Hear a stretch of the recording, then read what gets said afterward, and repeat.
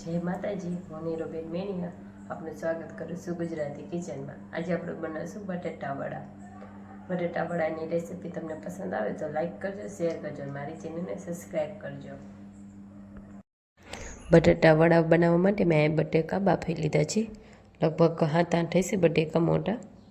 એને મેં બાફીને ચાલુ ઉતારી લીધી છે। અને આ ચણાનો લોટ લીધો છે આપણે 1 વાટકી, અને આ બધા મસાલા લીધા છે, આખા ધાણા, અજમો, વરિયાળી બધી 1-1 ચમચી લીધી છે, અને સફેદ તલ અને 2 ચમચી ખાંડ, ગરમ મસાલો અને મરી પાવડર, લસણની પેસ્ટ અને આદુ મરચાંની પેસ્ટ અને 1 લીંબુ લીધું છે, અને ધાણા આપણે લીધા છે। હવે આપણે આ મસાલો લીધું છે, એમાં આપણે જરૂર પડશે એ નાખતા જઈશું, આપણે કહેતા જઈશું। તેલની જરૂર પડશે અને પાણીની જરૂર પડશે। પાણી ભરવાનું ભૂલાઈ ગઈ છે મારે। હવે આપણે બટેકા એમાં નાખી દઈશું મોટા વાસણમાં, એને આપણે મેશ કરી નાખશું।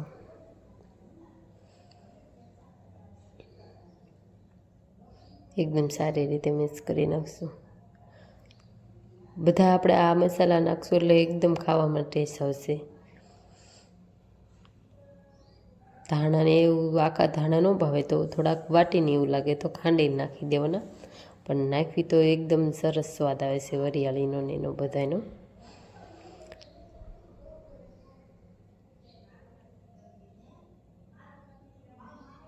સરસ સ્વાદ આવે અને પોચા લાગે।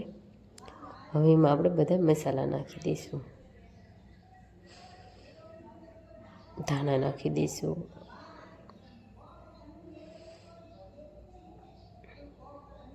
વરિયાળી નાખી દઈશું,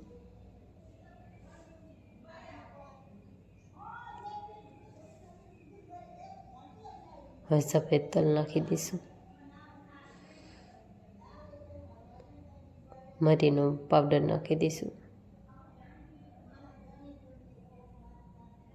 લીલું લસણ નાખી દઈશું। લીલું લસણ જો તમે ખાતા હોય તો સળિયાતું નાખો તો સરસ સ્વાદ આવે।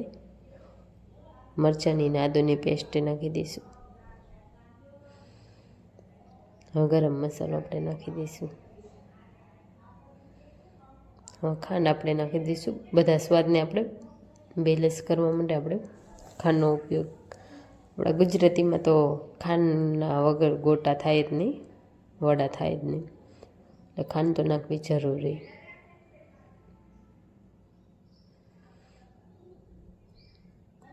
આપણે ખાંડ નાખી છે એટલે આપણે ખટાશ માટે લીંબુ ઉપયોગ કરશું। તમે આમચૂર પાવડર એ પણ વાપરી શકો લીંબુની જગ્યાએ। હવે આપણે મીઠું નાખી દઈશું, હળદર પાવડર, જરી કમથી આપણે હિંગ નાખી દઈશું, અને આખું જીરું મેં લીધું છે એવી રીતે મસાલીને નાખી દઈશું। સારી રીતે બધું આપણે મિક્સ કરી નાખશું। બટેકા થોડાક ગરમ છે એટલે મિક્સ કરવામાં થોડીક વાર લાગી। હવે એમાં આપણે લાલ મરચું નાખી દઈશું,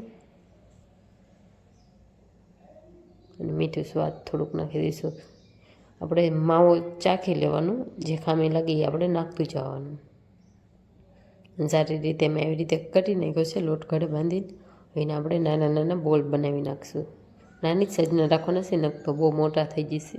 આપણે હજુ તળશું અને બેટર આવે એટલે મોટા થઈ જાય, એટલે આપણે નાની સાઈઝના જ રાખવાના છે આવી રીતે।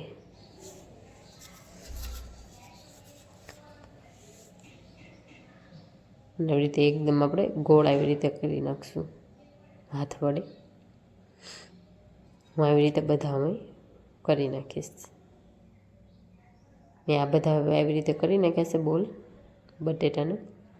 હવે આપણે એનું બેટર બનાવી નાખ્યું। ચણાનો લોટ નાખશું આપણે, અને મસાલા નાખી દઈશું આપણે, હળદર પાવડર અને સ્વાદ અનુસાર મીઠું। હવે આપણે પાણી નાખશું, હવે મિક્સ કરી નાખશું આપણે, સારી રીતે મિક્સ કરી નાખશું, એ કંઈ આપણે ગાંઠા ન રહે।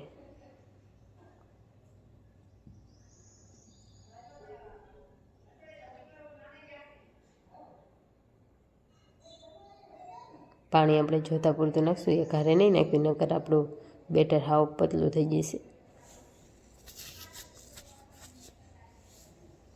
એવું લાગે તો આપણે હાથ વડે ભાંગી નાખવાની બધી કણીઓ હોય. આવી રીતે હલાવીને મેં બેટર કરી નાખ્યું છે. આમ ચમચી વડે જોઈ લેવાનું એટલું આપણા ગોટામાં વડામાં જ બેટર આટલું જાડું હોવું જોઈએ. મેં તેલ ગરમ મૂકી દીધું હતું ખીરું બનાવતી વખતે. હા, આપણે તળવી નાખશું એને. તેલ મેં મૂકી દીધું, આપણે ચેક કરી જોઈશું તેલ આવવું જોઈએ. તેલ આપણું ગરમ થઈ ગયું છે. હવે એમાં આપણે વડા મૂકી દઈશું.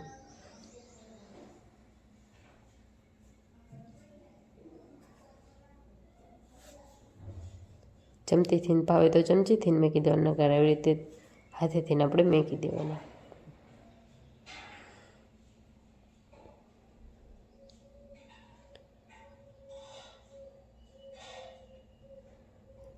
સેજ બેટર પતલું પડે તો આપણે ચણાનો લોટ ઉપર નાખીને મિક્સ કરી નાખવાનું.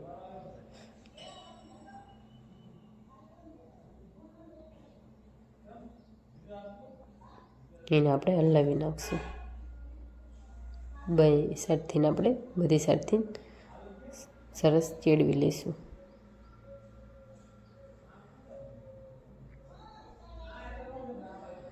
એને આપણે બહાર કાઢી લઈશું.